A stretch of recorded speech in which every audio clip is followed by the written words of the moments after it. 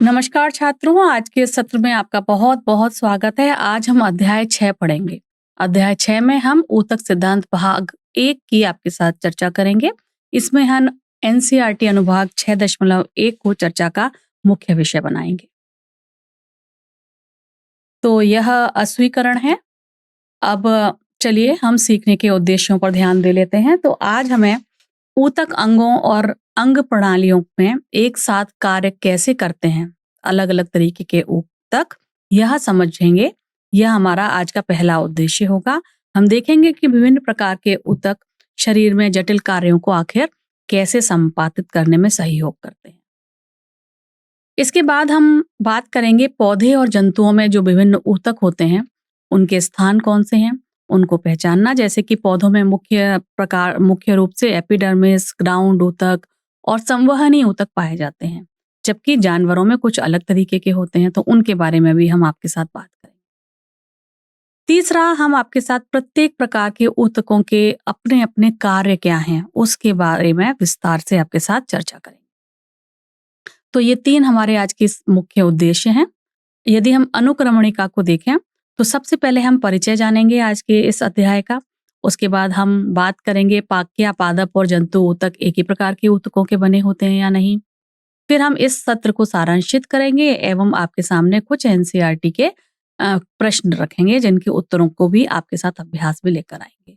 फिर हम इस पाठ के कुछ मुख्य बिंदु आपके सामने रखेंगे और अंत में हम आपके सामने कुछ रोचक प्रश्न रखेंगे, जिनका उत्तर आपको अपनी समझ के अनुसार देना होगा। चलिए तो शुरू करते हैं आज का यह अध्याय 6, जिसमें हम शुरुआत करेंगे कोशिका के परिचय के साथ।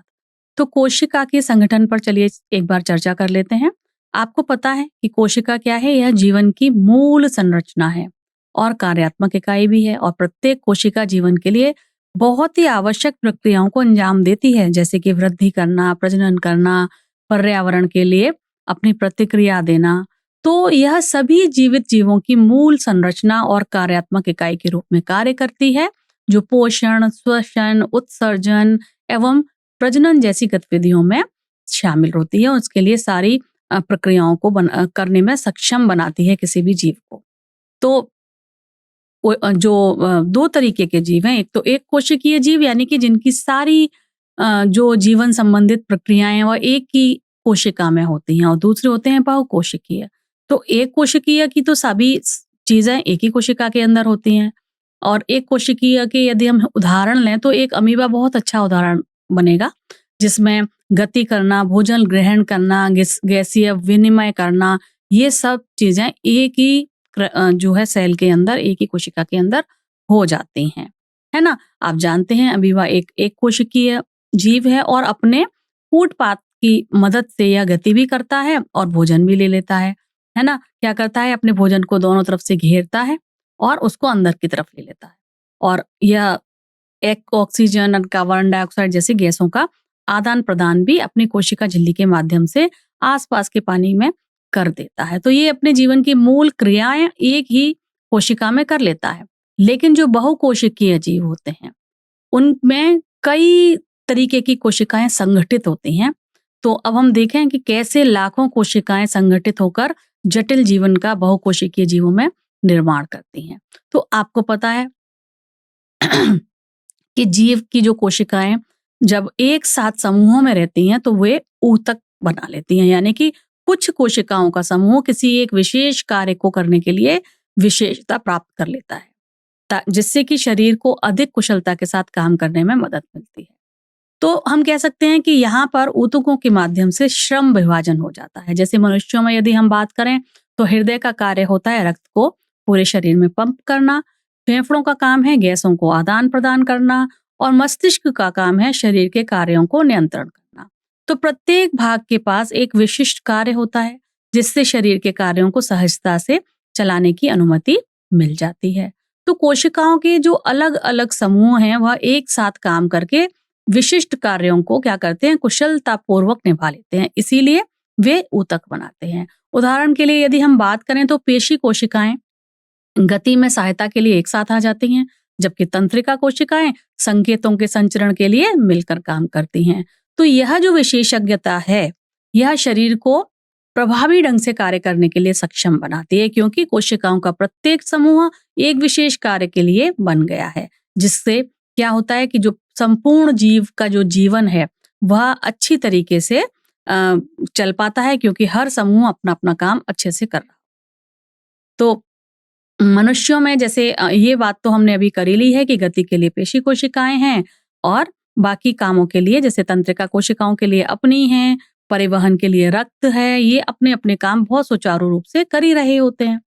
तो बहुकोशिकीय जीवों के यहाँ उदाहरण दर्शाए गए हैं, जैसे पौधा, मानव, जंतु, ये सब बहुकोशिकीय जीवों के ही उदाहरणों में आएगा। चलिए अब हम आगे बात करेंगे आपसे कि जंतु कोशिका और पादप कोशिकाओं में क्या अंतर होता है, इसको एक बार हम समझ लेते हैं। तो हम पहले बात करते हैं पौधों की कोशिकाओं की। तो जो पौधे की कोशिकाएं हैं वह पोषु कोशिकाओं से काफी अलग, हालांकि दोनों यूकेरियोटिक कोशिकाएं हैं, यानी कि उनके अंदर नाभिक है एवं अन्य झिल्ली भंग जो अंगक हैं वह उपलब्ध होते हैं, लेकिन इसके बावजूद भी इनमें थोड़े थोड़े अंतर होते हैं। यदि आप इस तालिका को ध्यान से देखेंगे तो आप समझ पाएंगे कि जंतु कोशिका आकार में छोटी है, जबकि पादप कोशिका का आकार बड़ा होता है। कोशिका भित्ति जो है वह केवल और केवल पादप कोशिका में ही पाई जाती है, जंतु कोशिका में नहीं पाई जाती। यदि हम केंद्रक की बात करें तो जो जंतु कोशिका है उसमें केंद्रक मध्य में स्थित होता है, जबकि पादप कोशिका में वह एक किनारे पे पड़ा रहता है। रिक्तिकाओं की बात करें तो पादप कोशिका में एक बहुत बड़ी रिक्तिका होती है जो स्फीति दाब को भी बनाती है पादप कोशिका में, जबकि जंतु कोशिका में छोटी छोटी कई रिक्तिकाएं होती हैं। पोषण संश्लेषण की यदि हम बात करें तो प्रकाश संश्लेषण के द्वारा पादप कोशिका अपना भोजन स्वयं बनाती है, क्योंकि उनमें क्लोरोफिल होता है, जबकि पोषण संश्लेषण जंतु कोशिका में तो हो ही नहीं पाएगा। हालांकि एक दो अपवाद हैं जैसे यूग्लिना। प्लाज्मोडेस्माटा की बात करें तो पादप कोशिका में प्लाज्मोडेस्माटा होते हैं, जबकि जंतु कोशिका में कोई भी प्लाज्मोडेस्माटा नहीं होते हैं। तो यह इस चित्र में आप दोनों ही तरीके की कोशिकाओं को देख सकते हैं, उनके अंतर को समझ सकते हैं। सजीवों में यदि हम जीवित जीवों के विभिन्न ऊतकों के बारे में बात करें और देखें कि वह कैसे अलग अलग कार्य के लिए बने हैं, तो समझ लेते हैं इसको भी। तो जो पौधे हैं और जानवर हैं वे अलग अलग तरीके के हैं, इसीलिए उनके पास अभी हमने अंतर देख ही लिया है, और तो हम ये समझ सकते हैं कि इसी क्यों उनके पास अलग अलग तरीके के ऊतक हैं। आपको पता है पौधे स्थिर होते हैं, वो कोई मूवमेंट तो करते नहीं है, चल फिर नहीं सकते, उनमें गति नहीं होती, लेकिन वह प्रकाश संश्लेषण के माध्यम से अपना भोजन भी बनाते हैं। इसलिए उनके पास जल और पोषक तत्वों के परिवहन के लिए विशेष तरीके के ऊतक होते हैं, जैसे कि जाइलम होता है, उन पर फ्लोएम होता है। जबकि दूसरी ओर जो जानवर हैं वह चल फिर सकते हैं, खाना खाकर अपना भोजन प्राप्त कर सकते हैं, इसलिए इनके जो पास ऊतक होते हैं वह गति करने के लिए बनते हैं। जैसे पेशी ऊतक होता है, शरीर को समर्थन देने के लिए उनके पास अस्थि ऊतक होता है। ऊतक शरीर में एक विशिष्ट कार्य करने के लिए एक साथ काम करने वाले समान कोशिकाओं के समूह होते हैं। ये कोशिकाएं इस तरह संरचित होती हैं कि वे अपना काम कुशलता पूर्वक कर पाएं। तो जितने भी जैविक तंत्र हैं उनकी दक्षता के लिए ऊतकों की आवश्यकता है, क्योंकि ये जो कोशिकाएं एक विशेष तरीके के ऊतक के अंदर होंगी, उनके भीतर विशेषीकृत संरचनाएं होंगी जो विशिष्ट कार्यों को करने के लिए तैयार होंगी। तो यदि हम यहाँ पर एक तालिका, इस तालिका को यदि आप ध्यान से देखें और आप इनकी तुलना करें पादप की जंतु से, तो आप देख पा रहे हैं कि जो पादप हैं वह अधिकांशतः स्थिर होते हैं, गतिशील नहीं होते, जबकि जंतु गतिशील होते हैं। इसलिए इनको अधिकांश जो ऊतक होंगे वह उनको सहारा देने के लिए बनेंगे पादप में, पेड़ पौधों में, और उनको संरचनात्मक दृढ़ता देने के लिए होंगे, जबकि जंतुओं में जिस तरीके के ऊतक होंगे वह उनको गति देंगे, सक्रिय प्रजनन में जो उनको सहायता करें।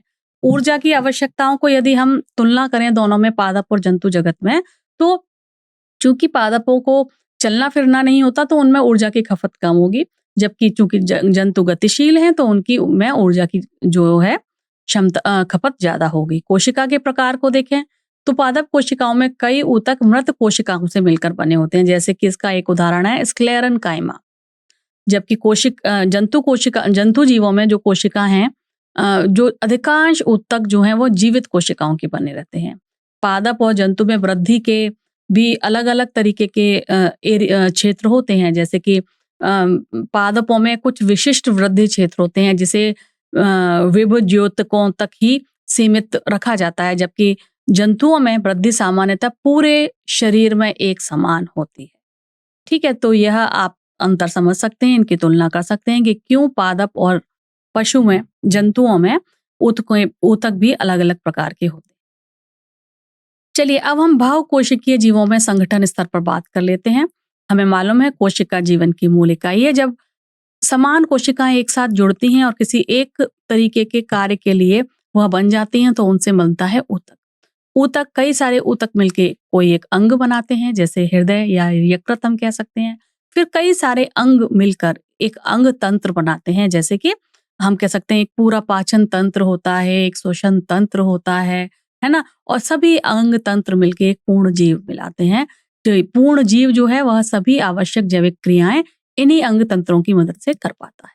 तो प्रत्येक संगठन का एक स्तर है, कोशिकाओं से लेकर ऊतकों तक, अंगों तक, तंत्रों तक और संपूर्ण जीव तक, जहां पर अधिक जटिल और विशेषीकृत होता है यह। और जटिलता बढ़ती जा रही है, कोशिका से ज्यादा जटिल होगा ऊतक, ऊतक से ज्यादा अंग, अंग से ज्यादा अंग तंत्र और उसके उनसे मिलकर जो जीव बने होते हैं वो और अधिक जटिल होते हैं। यानी कि हम कह सकते हैं कि प्रत्येक स्तर पर अद्वितीय संरचनाएं हैं और कार्य हैं जो जीवन को समर्थन देने के लिए एक साथ कार्य कर रहे हो। संगठन के विभिन्न स्तर, जैसे जो मैंने अभी बताया, कोशिका, ऊतक, अंग, इन सभी में के बीच में समन्वय भी होता है ताकि शरीर ठीक से कार्य कर सके। यह संगठन के विभिन्न स्तरों के पिक्चर आपको दिखाई गई है। अब हम यह जानेंगे कि जीवों में श्रम विभाजन कैसे अलग अलग हिस्सों को एक दूसरे के साथ कुशलता पूर्वक काम करने की अनुमति देता है। तो पहला है पेशी कोशिकाएं। पेशी कोशिकाएं शरीर को चलने में मदद करती हैं, संकुचित करती हैं, शिथिल करती हैं। और इस गति के लिए जो संकुचन और शिथिलता होती है वह पेशी कोश जो ऊतक होते हैं, मांसपेशियां होते हैं, उनकी मदद से हो जाता है और चल पाता है शरीर। ऐसे ही तंत्रिका कोशिकाएं हैं, उनका काम होता है संदेश का वाहन करना। तो शरीर के विभिन्न भाग जैसे मस्तिष्क, मेरुदंड, इनके बीच में जो संदेश का आदान प्रदान होता है वो तंत्रिका कोशिकाओं के माध्यम से होता है, और उसकी वजह से ही हम सोच पाते हैं, हिल पाते हैं, डुल पाते हैं, या कोई भी हमारे आसपास की चीज हो उसे हम महसूस कर पाते हैं। इसी प्रकार जो रक्त कोशिकाएं हैं वह हमारे पूरे शरीर में ऑक्सीजन का संचार करती हैं, हमारे और साथ साथ हमारे पूरे शरीर में भोजन का संचार भी करती हैं, हार्मोन का परिवहन भी कर पाती हैं। रक्त कोशिकाओं के अलग अलग कोशिका प्रकार, जैसे कि लाल रक्त कोशिका ऑक्सीजन का संचार करेगी, सफेद रक्त कोशिका किसी भी तरीके के यदि हमारे ऊपर जीवाणु, विषाणुओं का हमला हुआ है तो हमारे को उन रोगों से बचाने का काम करेगी। जबकि जो तीसरा इसका पार्ट होता है, जिसे हम प्लेटलेट्स कहते हैं, वह जीवन को बनाए रखने के लिए, यदि कहीं से कोई चोट लग गई है तो वहां पर खून का थक्का बनाने के लिए भी मदद करता है, और जीवन को बनाने के लिए, संक्रमण से लड़ने के लिए एक साथ मिलकर ये तीनों कंपोनेंट काम करते हैं। संवहनी ऊतकों में यदि हम बात करें पौधों की, तो इनमें जाइलम एवं फ्लोएम पाए जाते हैं। जानवरों में भी परिसंचरण तंत्र होता है, लेकिन जो पौधों में परिसंचरण तंत्र है वह जाइलम एवं फ्लोएम की मदद से होता है। जाइलम क्या करता है, जड़ों से पानी लेगा और पौधे के बाकी हिस्सों में पहुंचाएगा, खनिज पदार्थ भी पानी के साथ पहुंचाएगा। जबकि फ्लोएम पत्ती द्वारा बनाए गए भोजन को शरीर पौधे के बाकी हिस्सों में ले जाने का काम करता है। तो अब इस तरीके से हम देख रहे हैं कि विशिष्ट जो कोशिकाएं हैं वह विशिष्ट कार्यों के लिए ऊतक बनाती हैं। अलग अलग कार्य अभी हमने आपके साथ चर्चा में लेकर आए। तो आप इस तरीके से देख रहे हैं कि अलग अलग जो कोशिकाएं हैं वह एक साथ मिलकर कुछ इस तरीके, विशिष्ट तरीके के कार्य करने में मदद करती हैं। चलिए अब हम अतिरिक्त विशेषीकृत कोशिकाएं और उनके कार्यों को देख लेते हैं। तो सबसे पहली जो कोशिका है उनको हम कहते हैं उपकला कोशिकाएं, और इनका काम होता है शरीर को सुरक्षा देना या और अवशोषण कराना। तो शरीर के अंदर और बाहर की सतहों पर यह रहती है, जिसे हम एपिथेलियल कोशिकाएं या उपकला कोशिकाएं कहती हैं। यह त्वचा में, पाचन तंत्र के बाहर की तरफ, फेफड़ों की बाहर की तरफ होती हैं, और इनका मुख्य कार्य क्या है, जैसा मैंने बताया, सुरक्षा एवं अवशोषण करना। ये शरीर की रक्षा करने वाले एक बैरियर के रूप में कार्य करती हैं, जो हानिकारक पदार्थों से या रोगकारी चीजों से हमारे शरीर की रक्षा करते हैं। इसी प्रकार अस्थि कोशिकाएं हैं, उनका कार्य होता है हमारे शरीर को सहारा देना, खनिज का भंडारण करना, इनकी अस्थि कोशिकाओं जैसे कि एक का नाम यदि मैं लूँ ऑस्टियोसाइट बोलते हैं, यह शरीर को सहारा देने का काम करती हैं और इनमें महत्वपूर्ण खनिज जैसे कि कैल्शियम एवं फास्फोरस जैसे जो खनिज होते हैं वह संग्रहित रहते हैं। ये कोशिकाएं अस्थि मैट्रिक्स के भीतर स्थित होती हैं। अस्थियों की संरचना और मजबूती को बनाए रखने में भी यह मदद करती हैं, जो अंगों की रक्षा और गति को सक्षम करने के लिए आवश्यक होता है। तीसरी है वसा कोशिकाएं। यह ऊर्जा का भंडारण करती हैं और ऊष्मारोधन का कार्य करती हैं। यानी कि शरीर के तापमान को बनाए रखने के लिए ऊष्मारोधन का भी वसा कार्य करती है। और यदि हमारे शरीर को ऊर्जा की आवश्यकता है और भोजन उपलब्ध नहीं है, तो शरीर में यदि यह रहेंगी, वसा रहेगा, तो शरीर द्वारा इसको उपयोग किया जाता है।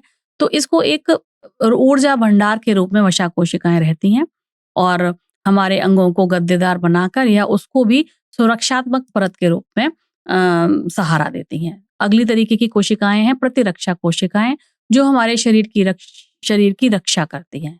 इन प्रतिरक्षा कोशिकाओं का कार्य होता है बैक्टीरिया और वायरस जैसे बहुत ही हानिकारक रोग जनकों से हमारे शरीर को बचाना। ये कोशिकाएं विदेशी आक्रमणकारी इन बैक्टीरिया और वायरस को पहचानती हैं, उन पर हमला करती हैं और शरीर को ठीक होने में मदद करती हैं। इन कोशिकाओं में सफेद रक्त कोशिकाएं जैसे कि लिम्फोसाइट, फैगोसाइट भी शामिल हैं, जो जन्मजात और अनुकूली प्रतिरक्षा प्रक्रियाओं दोनों को में महत्वपूर्ण भूमिका निभाती हैं। यह सुनिश्चित करती है कि शरीर रोगों से बचा रहे। जनन कोशिकाएं जो हैं वह जनन कोशिकाओं के उदाहरण हमारे आएंगे शुक्राणु एवं अंडाणु। ठीक है, तो यह एक प्रजाति को निरंतरता के लिए आवश्यक है, क्योंकि वे नए संतानों को बनाने के लिए आवश्यक आनुवंशिक सामग्री रखती हैं। यह सुनिश्चित करते हुए कि जो गुणजनक है वह संतानों में आगे बढ़े। कोई जो भी गुण जो है उसके मातृ कोशिका के हैं वह आगे बढ़े, है ना। तो जनन कोशिकाएं नर संतानों को आगे बढ़ाने में भी कार्य महत्वपूर्ण भूमिका निभाती हैं। प्रजातियों को समय के साथ जीवित रहने के लिए और अनुकूलित होने के लिए इन कोशिकाओं का अपना अलग महत्व होता है। चलिए अब हम जानते हैं कोशिकाएं अलग अलग वातावरण में कैसे अनुकूलित रहती हैं। जैसे कि पहला है आकृति संशोधन। तो ये परिवर्तन कोशिकाओं, अंगों या पूरे जीवों में हो सकते हैं और ये आनुवंशिक कारकों, पर्यावरणीय प्रभावों या विकासीय दबावों से होते हैं। उदाहरण के लिए कोशिकाएं विशिष्ट कार्य को करने के लिए अपना आकार भी बदल सकती हैं, जैसे कि संकुचन के लिए पेशी कोशिकाओं का लंबा होना या अवशोषण के लिए उपकला कोशिकाओं का चपटा होना। तो वो अपनी जरूरत के अनुसार अपना आकार बदल सकती हैं। कुछ विशिष्ट अंगक होते हैं, उनमें वह विशिष्ट कोशिकाओं से मिलकर बने होते हैं, जो कोशिका के अस्तित्व और उचित कार्य के लिए आवश्यक अद्वितीय कार्यों को निष्पादित करते हैं।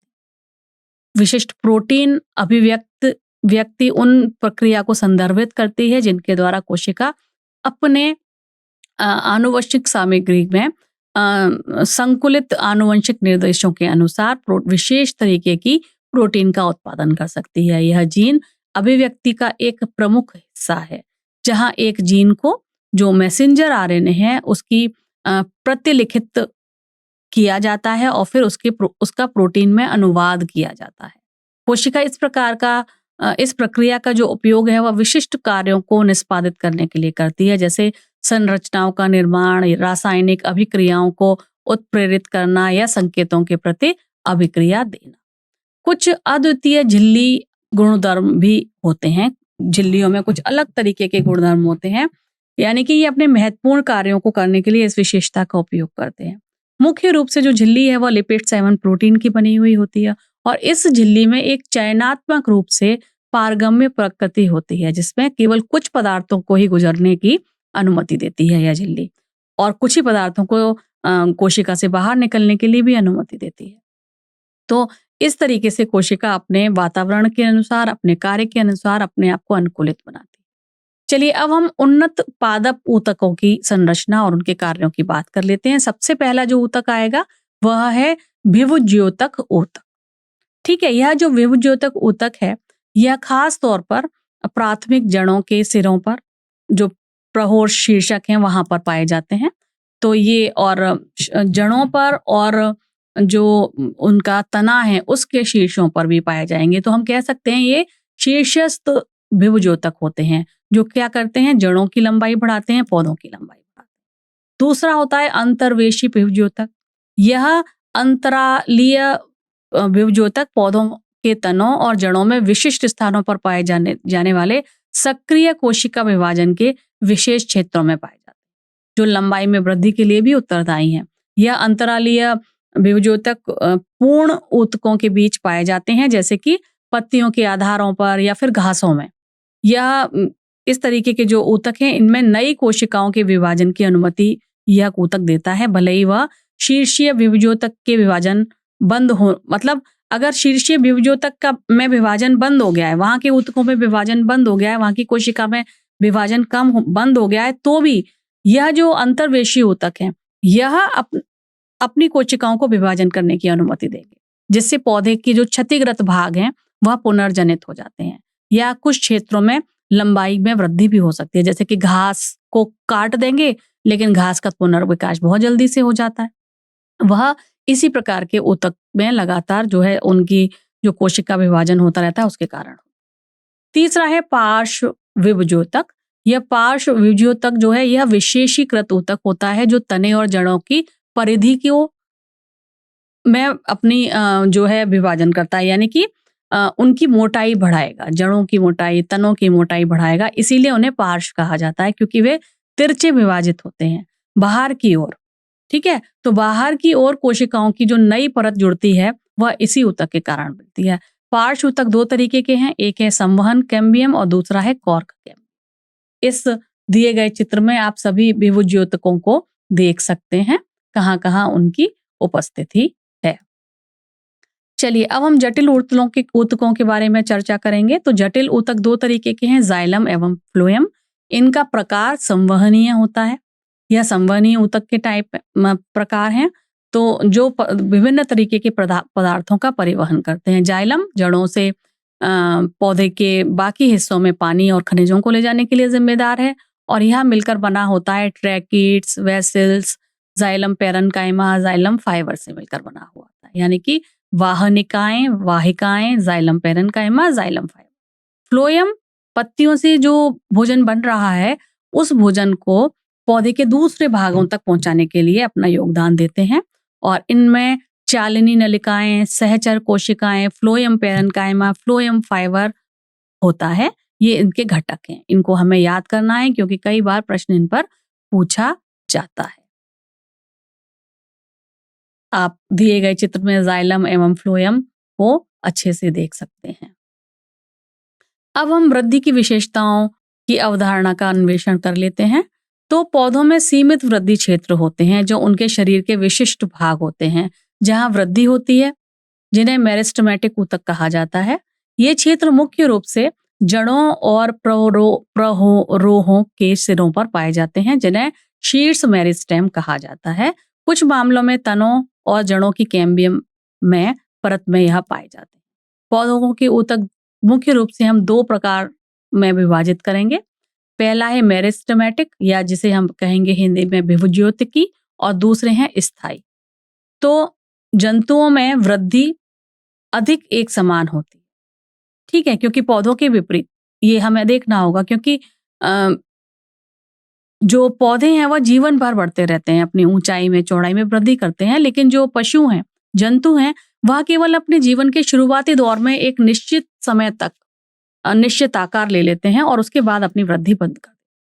तो जीवों में जो जंतु हैं उनमें पौधों के विपरीत एक समान और कुछ समय तक की वृद्धि होती है, ठीक है। इसीलिए जंतुओं में कोई विशिष्ट विभाजन क्षेत्र नहीं होता, लेकिन पौधों में जड़ों में, तनों में और पत्तियों में मतलब जो खास तौर से जड़ों और तनों में विभाजन क्षेत्र होता है। हालांकि पत्तियों में कोई स्पष्ट ऐसा क्षेत्र नहीं होता जिसे हम इस तरीके से विभाजन क्षेत्र कहें, ठीक है। तो चलिए अब हम बात करेंगे जटिल संगठन की अवधारणा। जटिल संगठन क्या है? जंतुओं में आप जानते हैं अधिक विशिष्ट अंग तंत्र होते हैं, क्योंकि वे जटिल हैं, उनके जीवन की एक विस्तृत श्रृंखला है और उसमें तरह तरह की प्रक्रियाएं हो रही हैं और उसे कुशलता पूर्वक पूरे अंग तंत्र मिलकर दोहरा रहे हैं।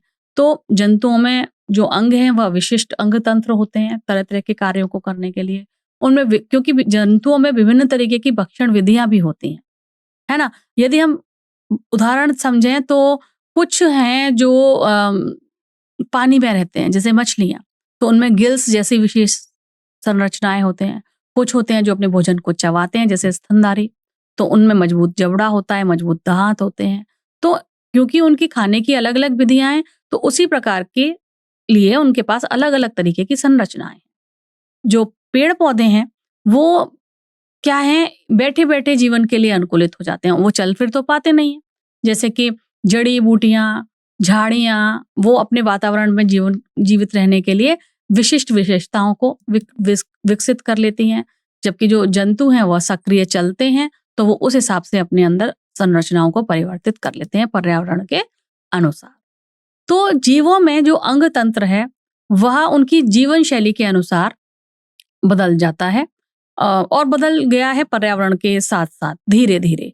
तो उदाहरण के लिए ये तो बात मैं आपके साथ वैसे कर चुकी हूँ कि जल में रहने वाले जो वातावरण जानवर हैं, वो तैरने के लिए भी अपनी अनुकूल संरचनाएँ बना लेते हैं, है ना? उनकी जो उनका पूरा शरीर होता है, वो स्ट्रीमलाइन होता है, जबकि स्थलीय जानवरों के पास गति के लिए फेफड़े जैसे अंगक होते हैं। तो यह था कि जटिलता कैसे-कैसे बढ़ती है पेड़-पौधों में और जंतुओं में। चलिए अब इस सत्र को हम सारांशित कर लेते हैं। तो हमने इस सत्र में देखा कि ऊतक जो हैं वह समान कोशिकाओं के समूह हैं जो विशिष्ट कार्यों के लिए मिलकर कार्य करते हैं। दूसरा, पौधे और जंतु दोनों में ऊतक पाए जाते हैं क्योंकि यह सामान्य जैविक विशेषता वाले पदार्थ हैं और दोनों ही जगतों में इनकी बहुत अधिक आवश्यकता होती है। एक कोशिकीय वाले जीव जैसे अमीबा में केवल एक ही कोशिका है, इसलिए उसी कोशिका के अंदर पोषण होगा, उत्सर्जन होगा, श्वसन होगा, प्रजनन होगा, यानी कि सभी आवश्यक जैविक क्रियाएं उसी एक कोशिका के अंदर होती रहती हैं। जबकि बहुकोशिकीय जीव जैसे कि उदाहरण के तौर पर मनुष्य या पौधों में शरीर में बहुत सारी कोशिकाएं होती हैं, कई कोशिकाएं होती हैं और प्रत्येक जो है किसी एक कार्य को करने के लिए अपनी विशिष्टता प्राप्त कर लेती हैं। तो इसीलिए बहुकोशिकीय जीवों में विभिन्न कोशिकाएं विशिष्ट कार्यों को करने में विशेषज्ञता हासिल करती हैं, जिसे हम श्रम विभाजन भी कहते हैं। तो बहुकोशिकीय जीवों में श्रम विभाजन दिखाई देता है। ये हमने बात आपसे कर ली। तो अब यदि हम पादप ऊतकों की बात करें तो पादप पेड़ पौधे आपको पता है चल नहीं सकते, वह स्थिर है, इसलिए उसमें इस तरीके के ऊतक विकसित होते हैं जो उनको सहारा देने के लिए जिम्मेदार हों, क्योंकि वह एक स्थान से दूसरे स्थान पर तो घूम नहीं सकते हैं। जबकि पौधों के और वहीं पर एक ही जगह पर रह के वह अपनी वृद्धि सारे जीवन में करते हैं, इसीलिए पौधों में वृद्धि के विशिष्ट क्षेत्र होते हैं, जैसे जड़ों में और जो उसके तने हैं उनके ऊपरी हिस्सों में, तनों की छाल के पास भी नीचे कैम्बियम की परत पाई जाती है, तो विशिष्ट क्षेत्र होते हैं। जबकि जंतुओं में जो ऊतक हैं वह अधिकतर जीवित कोशिकाएं होती हैं, जबकि पौधों में कुछ मृत कोशिकाएं भी होती हैं। ठीक है, जंतु एक निश्चित समय तक अपने जीवन में वृद्धि दिखाते हैं, तो समान शरीर वृद्धि दिखाते हैं, इसीलिए इसका अर्थ हम ये समझेंगे कि उनके शरीर के हिस्से एक समान दर से समन्वित तरीके से बढ़ते हैं, जिससे सभी जीवन प्रणालियों का उचित विकास हो सके और उनका कार्य सुनिश्चित हो सके। ठीक है, और तो ये हमारे आज का सारांश है जो आज के सत्र में हमने आपके साथ पढ़ा। अब हम एनसीईआरटी पर आधारित कुछ प्रश्नों को देख लेते हैं। यहाँ प्रश्न संख्या 1 हमसे कह रही है, पौधों में जंतुओं की तुलना में मृत कोशिकाओं वाले अधिक सहायक ऊतक क्यों होते हैं? इसके 4 विकल्प हैं। क, क्योंकि उन्हें तेजी से प्रजनन करने की आवश्यकता है। ख, क्योंकि वे स्थिर होते हैं और उन्हें सीधा रहने की आवश्यकता है। ग, क्योंकि उन्हें अधिक भोजन संग्रहित करने की आवश्यकता है। घ, क्योंकि वे जंतुओं की तुलना में तेजी से बढ़ते हैं। तो चलिए इस प्रश्न का उत्तर समझ लेते हैं। इसका सही उत्तर है क्योंकि वे स्थिर हैं। पौधे जो हैं वे स्थिर हैं और उन्हें सीधा खड़ा रहने की आवश्यकता होती है, इसीलिए उन्हें जानवरों की तुलना में मृत कोशिकाओं वाले अधिक सहायक ऊतक चाहिए। जो पौधे हैं वह जानवरों के विपरीत, आपको पता है जानवर तो चारों ओर घूमते हैं, ये आमतौर पर एक ही जगह पर अपना पूरा जीवन बिता देते हैं। उन्हें अपनी संरचना बनाए रखने के लिए मजबूत सहायक ऊतकों की आवश्यकता होती है। तो मृत कोशिकाएं या संरचनात्मक जो सहायता है वह प्रभावी ढंग से दे पाती हैं, जबकि जीवित कोशिकाओं की जो है रख-रखाव में ज़्यादा ऊर्जा लगेगी, है ना? मृत कोशिकाओं के रख-रखाव में उतनी ऊर्जा नहीं लगेगी, इसलिए। और पौधों में जो मृत कोशिकाएँ जैसे कि जाइलम है, स्क्लेरेन्काइमा है या इसीलिए पाई जाती हैं कि और ये सभी कोशिकाएँ मिलके विशेषीकृत ऊतक बना लेती हैं, जो पौधों को संरचनात्मक समर्थन देती हैं और कठोरता प्रदान करती हैं। अगला प्रश्न है, एक कोशिकीय और बहुकोशिकीय जीव के अंदर क्या अंतर है? क आकार का, ख श्रम विभाजन, ग प्रजनन विधि या फिर घ जीवन अवधि। इन चारों में से मुख्य अंतर क्या है एक कोशिकीय और बहुकोशिकीय जीवों में? तो इसका सही उत्तर होगा श्रम विभाजन, क्योंकि एक कोशिकीय और बहुकोशिकीय जो जीव हैं उनमें मुख्य अंतर श्रम विभाजन का है। एक कोशिकीय जीव में तो जो जीवन की सारी प्रक्रियाएं हैं वह एक ही कोशिका के अंदर हो जाती हैं, जबकि बहुकोशिकीय जीव में विभिन्न कार्यों को करने के लिए अलग अलग प्रकार की जो कोशिकाएं हैं वह मिलकर ऊतक बनाती हैं। एक ऊतक बनाने के बाद एक विशिष्ट कार्य के लिए वो समर्पित हो जाती है। जैसे कि यदि आप बहुकोशिकीय जीव यानी कि मनुष्यों या पौधों में देखें तो रक्त कोशिकाओं का यदि हम उदाहरण ले लें तो उनका काम क्या है? पूरे शरीर में ऑक्सीजन पहुंचाना, पूरे शरीर में जो पोषण है उसको पहुंचाना, और कुछ जो रक्त कोशिका तो इस तरीके के काम करते हैं। ऐसे ही जो पाचन तंत्र में शामिल जो कोशिकाएं हैं उनका काम क्या होता है? पाचन करने में वो मददगार साबित होते हैं। तो हम कह सकते हैं कि बहुकोशिकीय जो जीव हैं उनमें श्रम विभाजन प्रणाली के माध्यम से ही शरीर जो है अधिक कुशलता पूर्वक कार्य करने के लिए अनुकूलित हो पाता है। चलिए अब अगला प्रश्न यहाँ पूछा गया है कि ऊतक क्या है, ये बताएं। तो ऊतक क्या है भाई, इसके बारे में समझ लेते हैं। ऊतक को हम कोशिकाओं के एक समूह के रूप में परिभाषित कर सकते हैं जो संरचना में और कार्य में समानता दिखाते हैं। ठीक है, तो ऊतक जो है कोशिकाओं के संग्रह से मिलकर बने होते हैं जो सभी एक विशिष्ट कार्य को करने के लिए पूरी तरीके से तत्पर होती हैं, उसके लिए पूरी तरीके से तैयार होती हैं। जैसे कि किसी भी पदार्थ का परिवहन करना या शरीर को गतिविधि देना, किसी भी एक कार्य को करने के लिए पूरी तरीके से तो उनकी संरचना भी एक समान होती है और उनका कार्य भी एक समान ही होता है।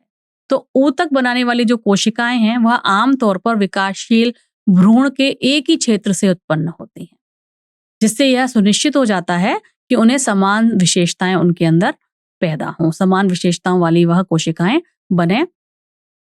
तो ऊतक समान कोशिकाओं का वह समूह है जो विशिष्ट कार्य को करने के लिए एक साथ काम करते हैं, और ये कोशिकाएं शरीर के तंत्रों के समग्र कार्य का समर्थन करने के लिए अपनी गतिविधियों का भी समन्वय करती हैं। उदाहरण के लिए मांसपेशी ऊतक में मांसपेशी कोशिकाएं समन्वित होकर संकुचित और शिथिल होती हैं, जिससे गति मिल जाती है।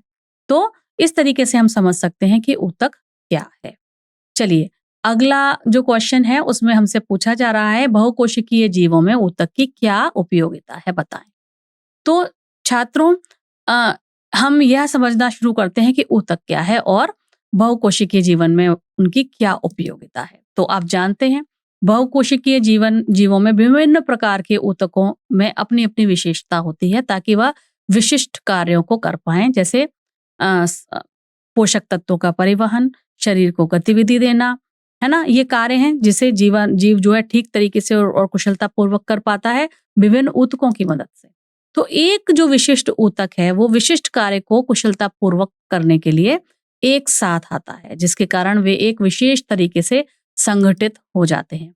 बहुकोशिकीय जीवों में विभिन्न कोशिकाएं विशिष्ट कार्य को करने में विशेषज्ञ होती हैं, जिसे हम श्रम विभाजन कहते हैं। तो अगला प्रश्न है विभिन्न जीवन शैलियों के प्रति विकासवादी अनुकूलन पौधों और जंतुओं में ऊतक संगठन को कैसे प्रभावित करता है। तो चलिए इसका उत्तर समझ लेते हैं। पौधे और जानवर दोनों में ही ऊतक संगठित होते हैं और इसके बाद ही वह विशिष्ट जीवन शैलियों के कारण अलग अलग तरीके से विकसित होते हैं, क्योंकि पौधों की अपनी जरूरतें हैं और जानवरों की अपनी जरूरतें हैं। आपको पता है पौधे एक जगह पर रहते हैं, एक स्थान से दूसरे स्थान पर नहीं जा सकते, इसलिए उनके अंदर अधिशायी जीवन शैली उनकी मानी जाती है। सीधा रहने के लिए उन्हें रहना पड़ेगा सीधा, और उसी जगह पर पूरी जिंदगी रहना है तो उनको सीधा रहने के लिए मृत कोशिकाओं की ज्यादा जरूरत होती है। तो और क्योंकि पौधे एक ही जगह पर स्थिर रहेंगे तो उन्हें गुरुत्वाकर्षण के खिलाफ भी खड़ा रहना होगा मजबूती से, और इसके लिए उन्हें कठोर समर्थन चाहिए। तो इसीलिए उनको इस ऊतक का जो अधिकांश भाग होता है, जैसे लकड़ी बनाने वाली जो ऊतक है जिसे हम बोलते हैं स्क्लेरेन्काइमा, वह मृत कोशिकाओं से मिलकर बनी होती है, जिसकी मजबूत और कठोर दीवारें जो ऊर्जा का बहुत कम उपयोग किए बगैर संरचनात्मक मजबूती पौधों को देती है। स्थानीयकृत वृद्धि क्षेत्र होते हैं पौधों में, यानी कि पौधे हर जगह एक साथ तो नहीं बढ़ रहे होते हैं, उनके वृद्धि के कुछ विशिष्ट क्षेत्र होते हैं जिसे हम विभज्योतिक ऊतक के द्वारा जान सकते हैं। ये कहाँ होते हैं? जड़ों की और जो तने हैं उनकी ऊंचाइयों पर, है ना? तो ये लंबाई में जड़ों को भी और तनों को भी लंबाई में बढ़ाने का काम करते हैं। तीसरा है पौधों का जो स्थिर जीवन है, यानी कि उन्हें भोजन के लिए शिकार नहीं करना पड़ता, क्योंकि उनके पास जानवरों की तुलना में सरल तंत्र है। यदि उन्हें शिकार करना पड़ता तो उनके पास भी जटिल तंत्र होता, उन्हें शिकार तो करना नहीं पड़ता, वह अपना भोजन स्वयं बनाते हैं, है ना? तो और उनको अपशिष्ट प्रबंधन के लिए के जो तरीके हैं वह भी कम है, क्योंकि यदि कोई पत्ती खराब हो रही है तो वो गिर जाएगी, है ना? तो इस तरीके से इन पौधों को, क्योंकि उनकी स्थिर प्रकृति है तो उनके पास कम जटिल अंग प्रणालियां होती हैं। जबकि जो जानवर हैं, जानवर में गतिशील जीवन शैली है, यानी उन्हें आवाजाही के कारण उन्हें सक्रिय रूप से रहना पड़ेगा, इसलिए उनके पास जीवित ऊतक ज्यादा होते हैं, जिसे मांसपेशी जो संकुचित और शिथिल होकर उनको गतिशील बना सकती है। भोजन की तलाश में जीवों को जाना पड़ता है, शिकारियों से बचने के लिए, प्रजनन के लिए, है ना? तो इसलिए उनको जटिल गतियों की आवश्यकता होती है। तो इसीलिए पौधों के विपरीत जो जानवर होते हैं उन पर उनके पास आमतौर पर विशिष्ट प्रकार की स्थानीयकृत जो विकास क्षेत्र हैं वह नहीं होते। इसकी वजह उनकी जो कोशिका का विकास है और विभाजन है वह पूरे शरीर में अधिक समान रूप से होता है, जो उनके समग्र विकास, मरम्मत और प्रतिस्थापन के लिए आवश्यकता अनुसार बना हुआ होता है। जानवर एक चलती फिरती जीवन शैली के लिए उन्नत प्रणालियों की आवश्यकता मांगते हैं, इसीलिए इनमें आवाजाही के लिए मांसपेशियां होती हैं, कंकाल तंत्र होता है, समन्वय के लिए तंत्रिका प्रणाली होती है और विभिन्न प्रकार के भोजन को पचाने के लिए एक अत्यधिक विशेषीकृत पाचन प्रणाली भी होती है। तो ये हैं विभिन्न जीवन शैली दोनों की, पौधों की और जानवरों की, और ऊतक इसमें कैसे उसके अनुसार ढले हुए होते हैं वो हमने इस प्रश्न के माध्यम से समझ लिया। अब हम अगले प्रश्न की तरफ चलेंगे। यह प्रश्न हमसे पूछता है कि पादप और जंतु ऊतकों की ऊर्जा दक्षता की उनकी कोशिकीय संरचना के संदर्भ में तुलना कीजिए और अंतर स्पष्ट कीजिए। ये भिन्नताएं क्यों मौजूद? तो चलिए अब इसके उत्तर पर हम चर्चा कर लेते हैं। सबसे पहले पौधे और जानवरों के ऊतक ऊर्जा के उपयोग में अलग अलग होते हैं, मुख्य रूप से उनकी संरचना और कार्यों के कारण।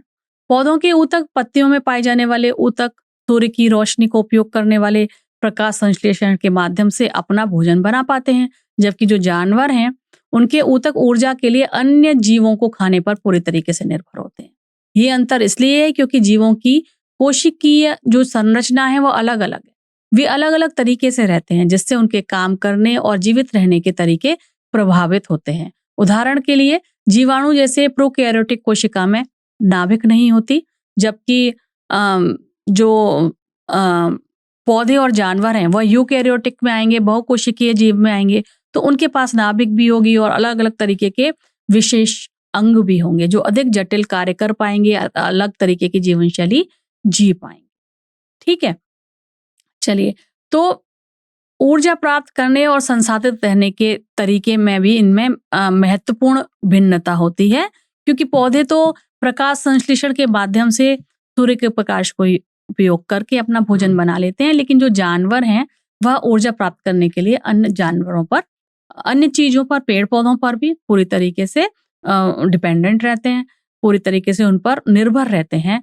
तो जो यह इनकी ऊर्जा दक्षता में अंतर हुआ। अब पादपों की ऊर्जा दक्षता की क्या विशेषताएं हैं वह समझ लेते हैं। आपको पता है पौधे अपनी ऊर्जा के उपयोग में अत्यधिक कुशल होते हैं, क्योंकि वे प्रकाश संश्लेषण के माध्यम से सूर्य की रोशनी का सीधा उपयोग करके अपना भोजन बनाते हैं जिसमें अन्य जीवों को खाने वाले जानवरों की तुलना में कम ऊर्जा की आवश्यकता होती है। यह प्रक्रिया उन्हें प्रकाश ऊर्जा को ग्लूकोज में संग्रहित रासायनिक ऊर्जा में परिवर्तित करने की अनुमति देती है, जिससे वे आत्मनिर्भर बने रहते हैं और खाद्य श्रृंखलाओं में होने वाली ऊर्जा की हानि को कम करते हैं।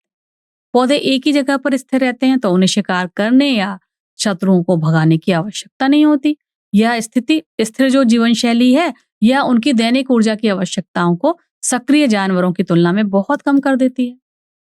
पौधे छोटे सौर ऊर्जा संचालित कारखानों की तरह भी काम करते हैं, जो सूर्य की रोशनी का उपयोग करके कार्बन डाइऑक्साइड और पानी को यूज करके अपना भोजन बनाते हैं। यह प्रक्रिया उनकी सभी ऊर्जा का स्रोत होती है।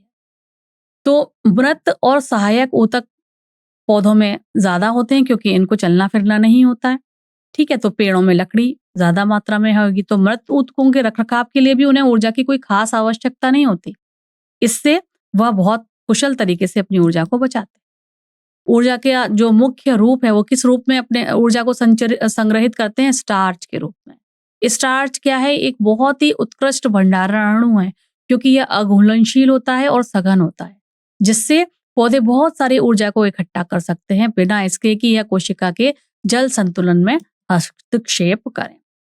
तो अपनी स्थिर जीवन शैली के कारण सूरज की रोशनी के लिए प्रतिस्पर्धा करने के लिए एक मजबूत सुदृढ़ शरीर का निर्माण करना सर्वोच्च प्राथमिकता होती है। पौधे की ऊर्जा का उपयोग अपनी पत्तियों को समर्थन देने के लिए एक मजबूत तने के रूप में मजबूत शाखाएं बनाने में किया जाता है, जो बदले में इसे अधिक ऊर्जा उत्पन्न करने की अनुमति देता है। तो हम कह सकते हैं कि अपेक्षाकृत कम ऊर्जा खपत यह बनाए रखता है, जो कि एक बहुत ही महत्वपूर्ण जैविक रणनीति है जीवों की ऊर्जा को संरक्षित करने के लिए। पौधों का चयापचय पशुओं की तुलना में बहुत कम होता है। इसका मतलब है कि उन्हें जीवित रहने के लिए भी बहुत अधिक ऊर्जा खर्च नहीं करनी पड़ती। अगला प्रश्न देख लेते हैं। नहीं, अगला प्रश्न माफ कीजिएगा। अभी हमें जंतुओं में भी तो देखना है कि ऊर्जा दक्षता की क्या विशेषताएं हैं, उनको भी समझ लेते हैं, है ना। तो जंतुओं में का जीवन शैली कैसी होती है? जो मानव हैं, पक्षी हैं, ये सब जो जंतु हैं, मानव और पक्षी खास तौर से, यह अपने शरीर के तापमान को स्थिर रखते हैं ताकि उनके शरीर में गर्मी उत्पन्न होती रहे और उनके शरीर की जितनी भी अभिक्रियाएं शरीर के अंदर चल रही हैं वो चलती रहे, जो कि शरीर उनका इस प्रक्रिया को बनाने के लिए उन्हें अधिक ऊर्जा का उपयोग करना पड़ता है। जबकि कुछ और जंतु हैं जैसे कि सांप है, मेंढक है, उन्हें बाह्यतापी कहते हैं, जो अपने शरीर के तापमान के नियंत्रण के लिए बाहरी ऊष्मा स्रोतों पर पूरी तरीके से निर्भर होते हैं, जिससे वे अधिक ऊर्जा कुशल होते हैं और उनकी गतिविधि गर्म वातावरण तक ही सीमित रहती है। तो चलने वाले जो जीव हैं, जैसे कि जितने भी जीव हैं वो सभी चलते हैं, और वो चलने के लिए यदि पानी वाले हैं तो वो सीलिया और फ्लैजिला उनके पास होगा, यदि जमीन पर हैं तो मांसपेशियां होंगी। ये संरचनाएं जो हैं उनके पास होती हैं, जो उन्हें भोजन खोजने में मदद करती हैं, खतरे से बचने के लिए मदद करते हैं और पर्यावरण के साथ परस्पर क्रिया करने में भी मदद करती हैं। अन्य जीवों को खाकर ऊर्जा प्राप्त करने वाले जीवों को विषमपोषी कहा जाता है। ये जीव जैसे कि जानवर, कवक और कुछ जीवाणु अपनी ऊर्जा और पोषक तत्वों के लिए उत्पादकों या अन्य उपभोक्ताओं को खाने पर निर्भर करते हैं। स्वपोषी के विपरीत, जो कि सूरज की रोशनी या फिर रासायनिक ऊर्जा का उपयोग करके अपना भोजन बना सकते हैं, या जो विषमपोषी जीव हैं यह अपना भोजन संश्लेषण तो नहीं कर सकते और इसीलिए ये जीवित रहने के लिए अन्य जीवों पर पूरी तरीके से निर्भर हो। तो चूंकि इनको चलना फिरना होता है, अन्य जीवों का उपयोग करके ऊर्जा प्राप्त करनी होती है, इसीलिए जंतुओं में जीवित कोशिकाओं का अनुपात ज्यादा होता है, क्योंकि उन्हें सक्रिय रहना पड़ता है वृद्धि करने के लिए, अपने शरीर को मरम्मत करने के लिए, कार्य क्षमता बनाए रखने के लिए, इसलिए उनके पास जीवित कोशिकाओं का अनुपात ज्यादा हो। तो इसीलिए अधिक ऊर्जा खर्चीली कोशिकाओं की इनको आवश्यकता भी होती है, क्योंकि उन्हें शारीरिक रूप से बहुत ही ज्यादा सक्रिय रहना होगा, शारीरिक गतिविधियां करनी पड़ेंगी, है ना। मांसपेशी कोशिकाएं उन्हें चाहिए है, कोई संकेत प्रेक्षण करना है तो उन्हें तंत्रिका कोशिका चाहिए है। तो ये सभी जो क्रियाएं हैं वह अधिक ऊर्जा मांगती हैं, अधिक ऊर्जा मांगती हैं तो इनके पास इस तरीके की कोशिकाएं होंगी जिसमें माइटोकॉन्ड्रिया हो। माइटोकॉन्ड्रिया आपको पता है एटीपी बनाता है जो कि ऊर्जा का स्रोत होता है। तो विशिष्ट कार्यों को करने के लिए इनको आवश्यक उच्च चयापचय गतिविधियों के समर्थन करने के लिए अधिक ऊर्जा की आवश्यकता होती है। गति के लिए होती है, संचलन के लिए होती है और इसीलिए उनको इस तरीके की जो कोशिकाएं हैं, जो ऊतक हैं, जो विभिन्न स्तरों पर जैसे कि यदि मनुष्य की बात करें तो उसके चलने फिरने के लिए है ना, और यदि हम और भी जितने भी जीव हैं उनको अपने शरीर की सामान्य जरूरतों को पूरा करने के लिए ऊर्जा की अधिक आवश्यकता होती है पेड़ों के मुकाबले, पौधों के मुकाबले। क्योंकि सभी जीवों के पास, जितने भी जंतु हैं उन सभी के पास जटिल अंग प्रणालियां हैं जिन्हें ऊर्जा की आवश्यकता, तरह तरह के तंत्र हैं जैसे पाचन तंत्र है, श्वसन तंत्र है, परिसंचरण तंत्र है। ये सब मिलकर ही तो जीवन की आवश्यक प्रक्रियाओं को पूरा करते हैं, है ना। पोषक तत्वों को प्राप्त करते हैं, अपशिष्ट को हटाते हैं, शरीर के तापमान को बनाए रखते हैं ताकि इन तंत्रों के संचालन सही ढंग से हो सके। तो इसके लिए ज्यादा ऊर्जा की आवश्यकता तो होगी ही होगी। पोषक तत्वों के प्रसंस्करण पर भी ध्यान केंद्रित करते हैं ये।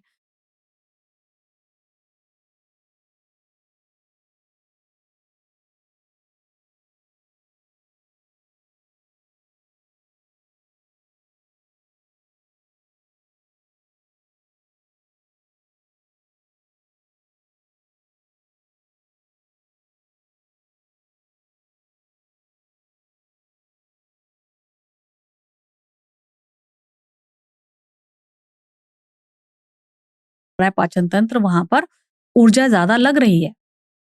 तो हम कह सकते हैं कि विभिन्न जैविक प्रणालियों में उच्च ऊर्जा खपत होती है जंतुओं में, जो कि उनकी वृद्धि, प्रजनन व अन्य ऊर्जा गहन गतिविधियों का समर्थन करती है। ठीक है, तो यह इसका उत्तर है। अगले प्रश्न की तरफ बढ़ेंगे। इस प्रश्न में हमसे पूछा गया है, यदि एक पादप कोशिका को जंतु जगत के लक्षण आधार धारण करने के लिए संशोधित किया जाए तो उसे अपने सामान्य कार्यों को करने में किन संभावित चुनौतियों का सामना करना पड़ेगा।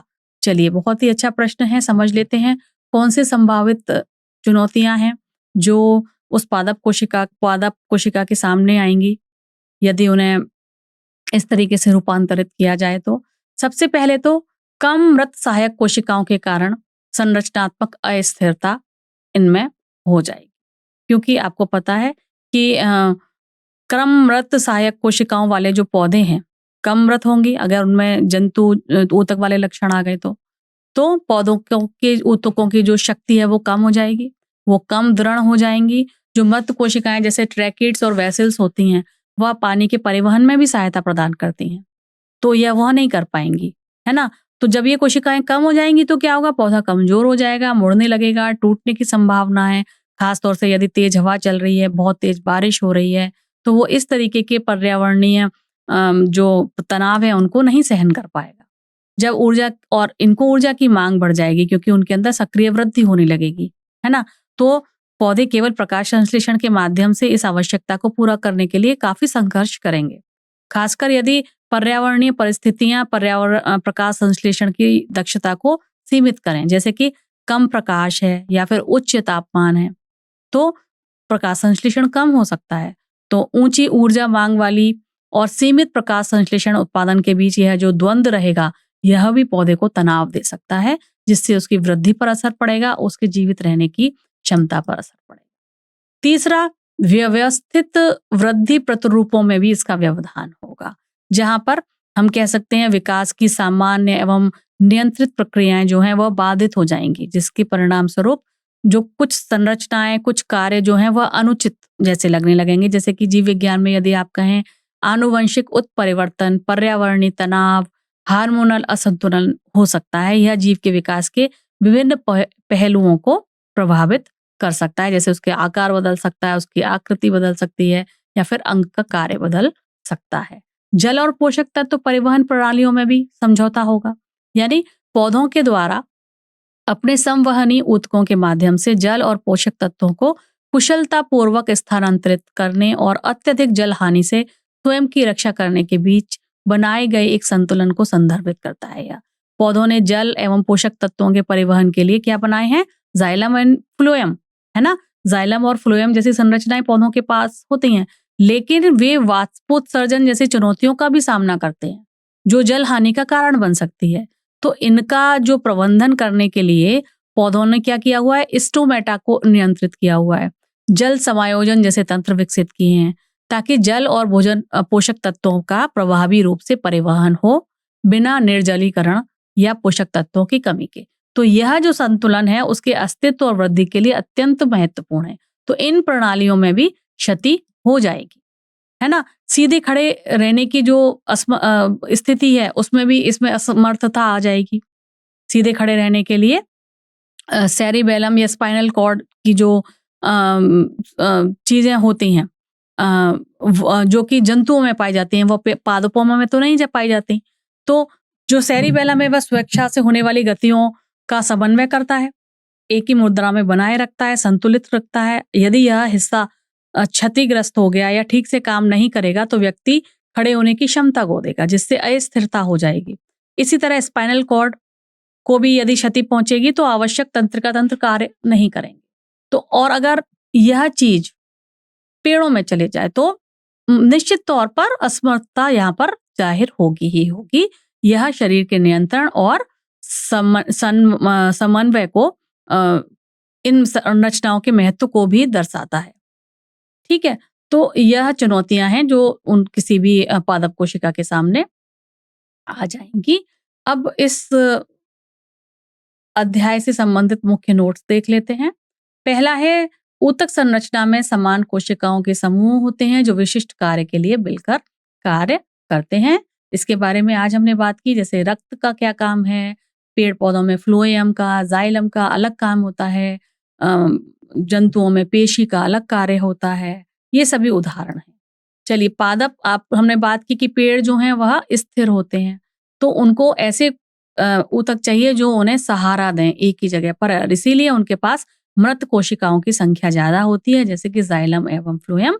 उनमें ज्यादातर यह जो चीजें हैं ज्यादातर मृत कोशिकाओं से बनी होती हैं, ताकि इन चीजों पर ज्यादा ऊर्जा खर्च किए बगैर मजबूत संरचनात्मक समर्थन पादप को पूरे जीवन भर मिलता रहे। हमने जाना कि जो जंतु हैं, जंतु हैं, वह गतिमान होते हैं, इसलिए उनके पास जीवित ऊतकों की संख्या ज्यादा होती है। तो इसीलिए उनके पास मांसपेशी होती हैं, जो कंकाल तंत्र है वह होता है, तंत्रिका प्रणाली होती है। पादपों की जो वृद्धि के जो क्षेत्र हैं वो विशिष्ट होते हैं और उन क्षेत्रों को विभुज्योतक ऊतक कहा जाता है। यह जड़ और तने के ऊपरी हिस्से में पाए जाते हैं, जबकि जंतुओं की जो वृद्धि है वह पूरे शरीर में समान रूप से होती है और एक निश्चित समय। जंतुओं में उनके जीवन के विभिन्न तरीकों और भोजन प्राप्त करने के तरीकों के कारण पादपों की तुलना में अधिक विशिष्ट और स्थानीयकृत अंग तंत्र पाए जाते हैं। यह विशिष्टीकरण स्थिर बनाम सक्रिय जीवन शैली के प्रति है। स्थिर कौन है? पादप। सक्रिय कौन है? जंतु।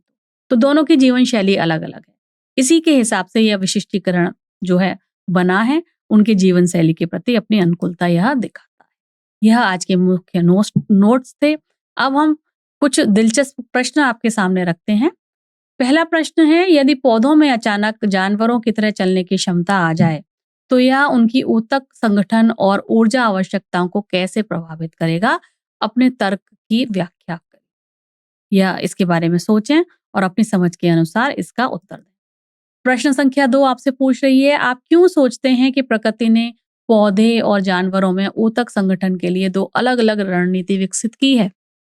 प्रत्येक के फायदे और नुकसान का मूल्यांकन करें। तो ये 2 प्रश्न आपके सामने हैं, जिसका उत्तर आपको अपनी समझ के अनुसार घर पर ही देना है। तो यह था आज का सत्र। आज का सत्र अब यहाँ समाप्त होता है। मुझे आशा है यह पाठ आपके लिए उपयोगी रहेगा।